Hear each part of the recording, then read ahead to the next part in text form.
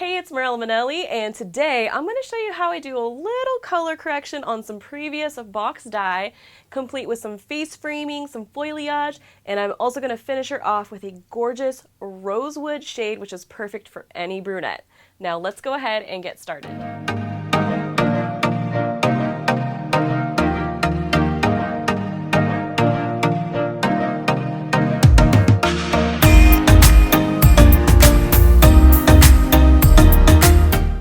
So it's been about 2 years since my model has done any color to her hair.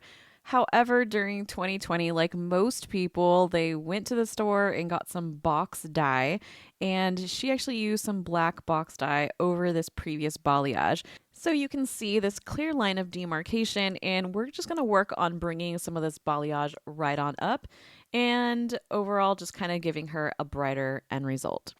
But first, we're going to trim off these scraggly ends because it's not doing any justice for her. In fact, it's actually making her hair look a lot thinner. And then I'm going to prep her hair with Malibu CPR. So this is going to remove any oxidative dyes that are kind of lying around from that box dye that she had, as well as removing any buildup and mineral deposit and literally everything. I absolutely love CPR to give me a nice canvas so that way my lightening products and any color I do is going to do the best job possible. So I'm just going to mix that up equal parts to 4 ounces of room temperature water.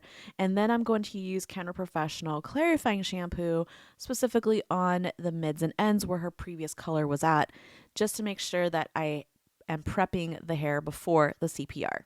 Since she didn't have any color on that new growth, my main focus for the clarifying and for the CPR is just those mids and ends where that previous color was at.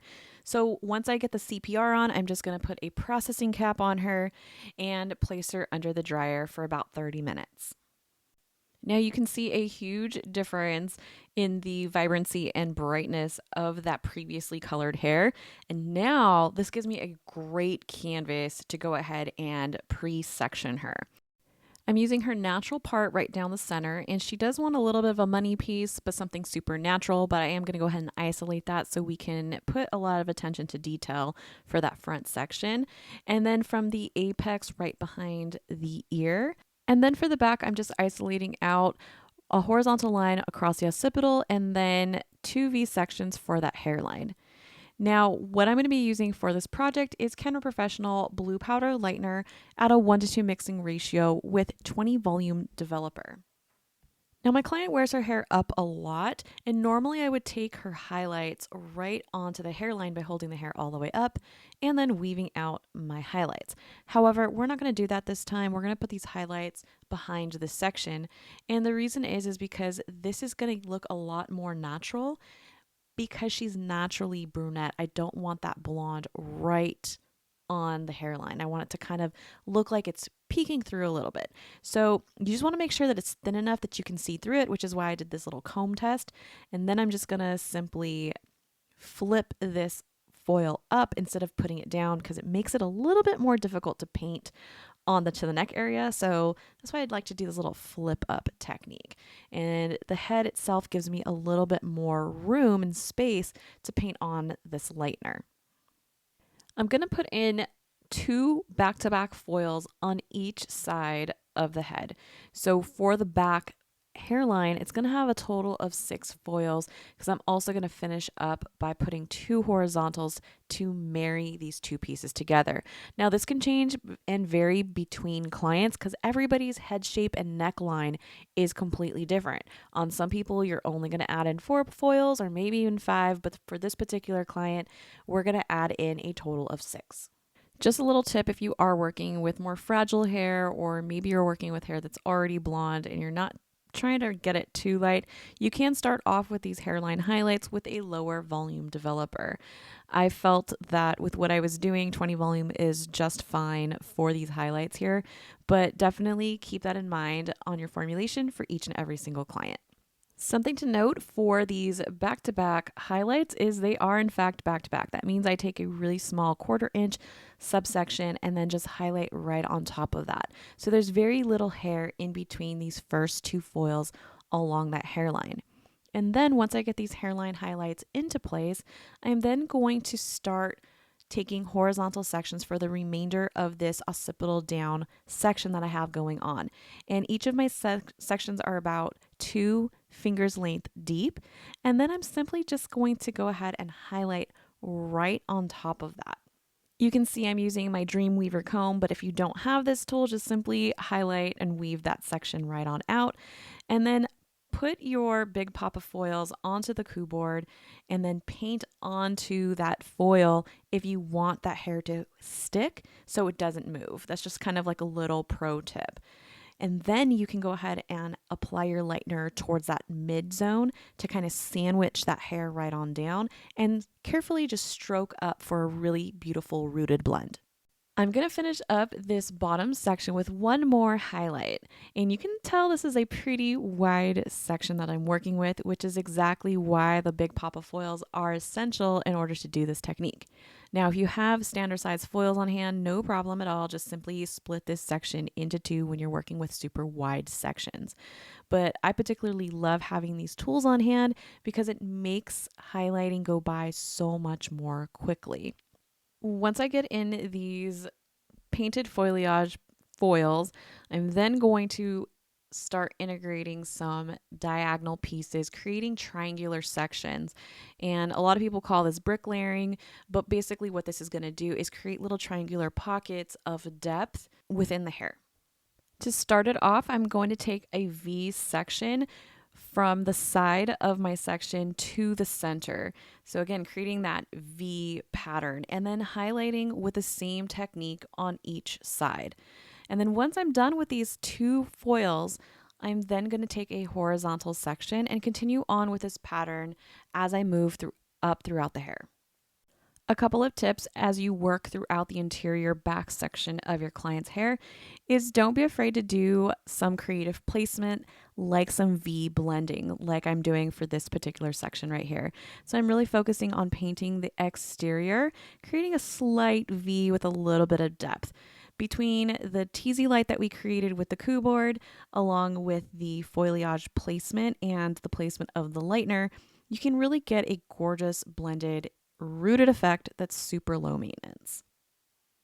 Next, I'm going to get started on that money piece, and I decided to start on that front hairline specifically because I knew if I continued on with that top area, the foils were probably going to get in the way. So that's really the reason, but you can also leave these for last if it's doable for you. Now, I'm applying these a little bit different than I did in the back hairline highlights. These ones are right on the hairline by pushing the hair all the way back and highlighting towards me, isolating those hairs. And I'm going to put in 2 back-to-back highlights with no hair in between the foil. Once I get those 2 highlights put in, I'm then going to add a 3rd highlight, but I am going to incorporate a subsection, so some hair in between that foil. But I'm also going to be using that Dreamweaver comb to go ahead and lift out those highlights for me and just take these highlights all the way to the root. Now I decided to do the exact same thing to this 3rd section that I created because this is the perfect placement because she does wear her hair right down the center. So I'm going to finish this up with 2 more back-to-back highlights and then incorporate that 3rd highlight with the Dreamweaver comb. If you want to check out more money piece tutorials, be sure to check out the perfect money piece placement. The link is in the description of this video. After I get this money piece highlight all said and done, I'm then going to start out with the final 2 side sections, and I'm going to use that teasy light without the tease technique that I did in the very back. However, I'm going to be doing diagonal forward sections. Now I decided to do diagonal forward sections because this placement is going to look really beautiful and ribbony if she were to pull her hair forward, and then if she wears her hair back, we're going to get a much more blended effect. She likes to wear her hair in naturally curly styles as well as straight, so I thought I'd give her a lot of options with this placement. And I also am adding in some V'd sections with this painting. So you can see I'm coming up a little higher on that exterior and a little lower on the interior of her hair. Now, if you want to learn a little bit more about placements, be sure to check out my other hair tutorial for foil placements and the effects they create. The link is in the description of this video. I'm going to finish up this entire side section, and I'm only going to leave out a small triangular section on the very, very top because I just want her natural to kind of veil over, and I'm going to use those naturally highlighted pieces that she had from her previous color, just kind of lighten up on the ends, and I'm only going to process her for about 45 minutes.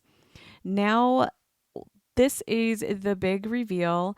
We're going to remove these foils, and you're going to see that even though it's been 2 years since that black box dye and we did that CPR treatment, we still had a lot of warmth on those ends.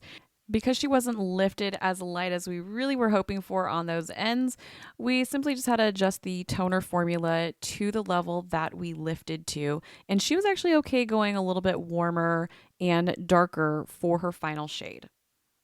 So I'm going to be using equal parts of 8ROM and 5RB with a few ribbons of 7cc. And I'm going to mix this up 1 to 2 with 9 volume developer.